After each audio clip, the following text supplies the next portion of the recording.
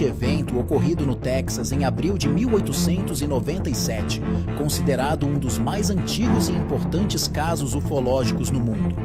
Denominado Caso Aurora, se relaciona com uma misteriosa tumba alienígena de acordo a revelações de alguns denunciantes.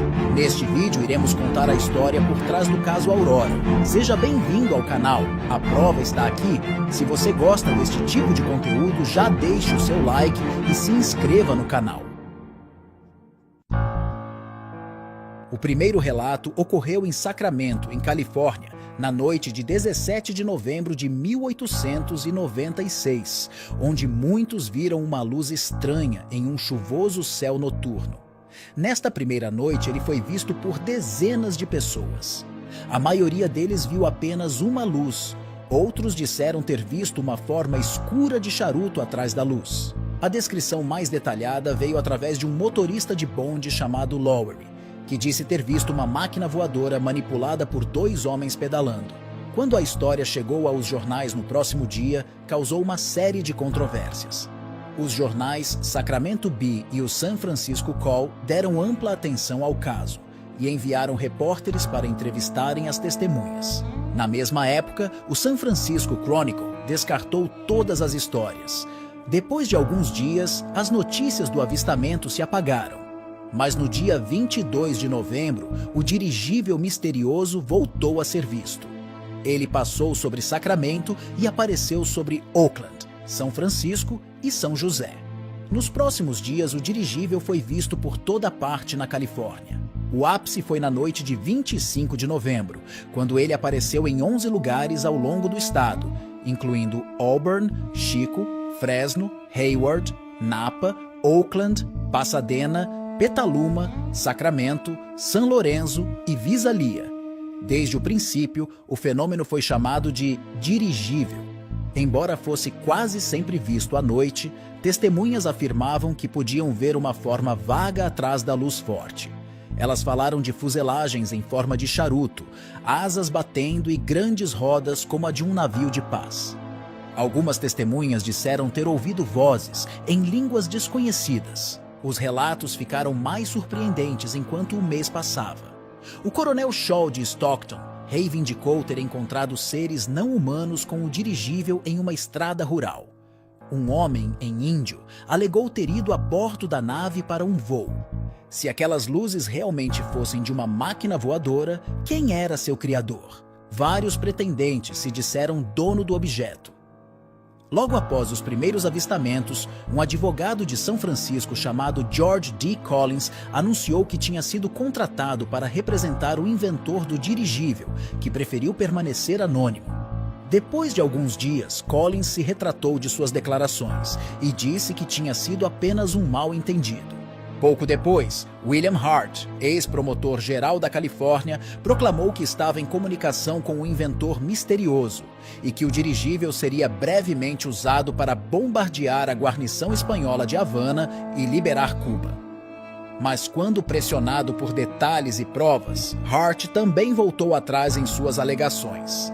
O número de relatos na Califórnia diminuía ao mesmo tempo em que novembro terminava.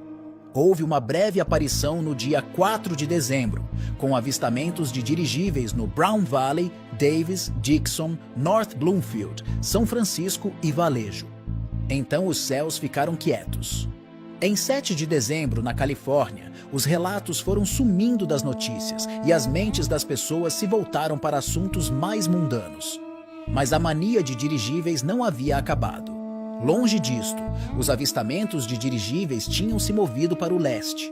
Começando em janeiro e continuando até abril de 1897, uma grande onda de avistamentos de dirigíveis cruzou lentamente as grandes planícies de oeste para leste.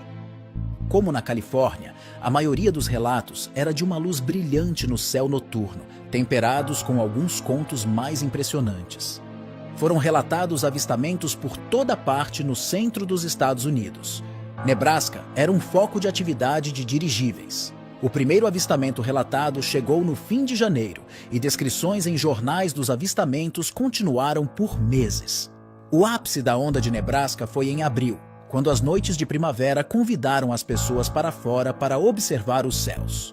O dirigível foi avistado primeiro no Kansas no dia 26 de março e relatos continuaram por abril e começo de maio. A história mais surpreendente de Kansas veio de um fazendeiro chamado Alexander Hamilton, na pequena cidade de Leroy.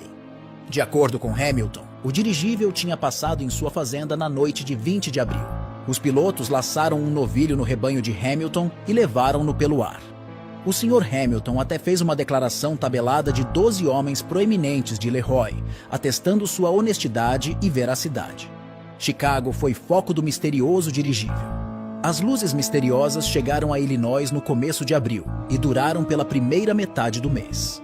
Depois de um punhado de relatos durante a primeira semana de abril, uma série espetacular de avistamentos de dirigíveis varreram Illinois e Indiana durante a semana de 9 a 16 de abril, com 110 relatos ao longo do curso de 7 noites.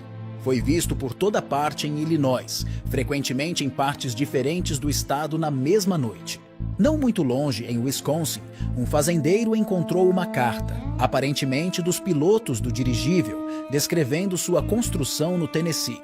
Outras cartas apareceram no Michigan e Texas, obviamente brincadeiras. A mais célebre mensagem do dirigível foi descoberta em Astoria, Illinois.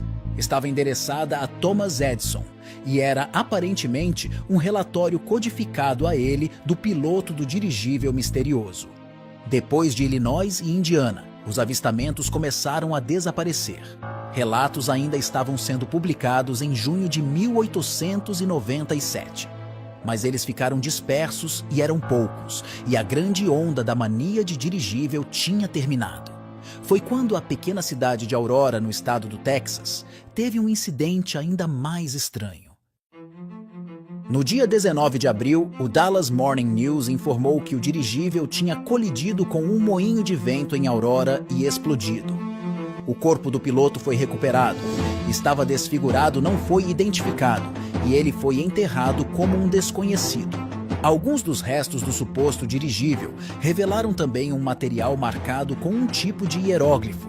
Os moradores da cidade deram à pobre criatura um enterro apropriado no cemitério local.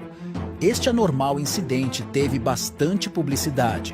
Foi feito até um filme, The Aurora Encounter, em 1986, estrelando Jack Allen.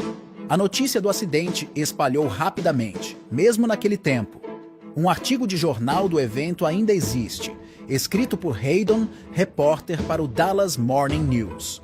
Aproximadamente 6 horas da manhã em Aurora, apareceu de forma repentina o estranho dirigível que há tempos sobrevoava ao redor do país. Estava viajando para o norte e muito mais próximo à Terra do que antes. Era evidente que alguma maquinaria era avariada, porque estava a uma velocidade de somente 10 ou 12 milhas por hora e aproximava-se gradualmente para a Terra. Quando alcançou a parte norte da cidade, estava sobrevoando a área pública e colidiu com a torre do moinho de vento do juiz e se despedaçou com uma explosão terrível, dispersando restos sobre diversos acres da terra, destruindo o tanque do moinho de vento e de água. Nunca um dirigível poderia voar de São Francisco para Chicago.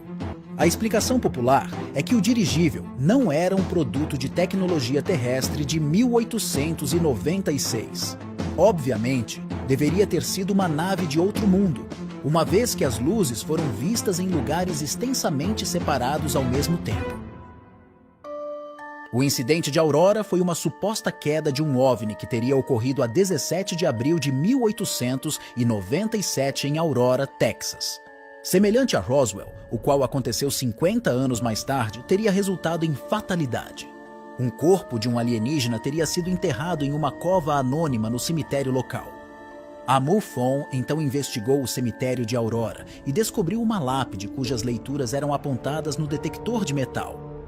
A entidade pediu então permissão para exumar o corpo, mas a associação do cemitério recusou a permissão. Após a investigação, o marcador desapareceu misteriosamente do cemitério e um tubo de 3 polegadas foi colocado no chão. O detector da MUFON já não rastreou mais leituras de metal na sepultura, o que se supõe que foi retirado do túmulo. O relatório da MUFON eventualmente afirmou que a prova foi inconclusiva. O episódio apresentou uma entrevista com a prefeita que discutiu a trágica história da cidade. Em 19 de novembro de 2008, a série UFO Hunters exibiu pela primeira vez um outro documentário de televisão sobre o incidente Aurora, intitulado Primeiro Contato. O cemitério Aurora foi novamente examinado. Embora a Associação do Cemitério ainda não tivesse permitido a exumação, um radar de penetração no solo e fotos de visitas anteriores revelaram que uma cova anônima foi encontrada em uma área perto das sepulturas de 1890. No entanto, a condição do túmulo estava muito deteriorada e o radar não pode comprovar conclusivamente que tipo de restos existiu no local. Então, tirem suas próprias conclusões sobre esse caso. Por causa do tempo que passou, algumas burocracias e éticas humanas talvez nunca saibamos a verdade. Mas e você? O que acha? Verdadeiro ou falso? Deixe a sua opinião nos comentários. Sua opinião é muito importante para nós. Não se esqueça de curtir o vídeo e se inscrever no canal. Compartilhe com seus amigos e vamos juntos provar que não estamos sozinhos. Por quê? A prova está aqui.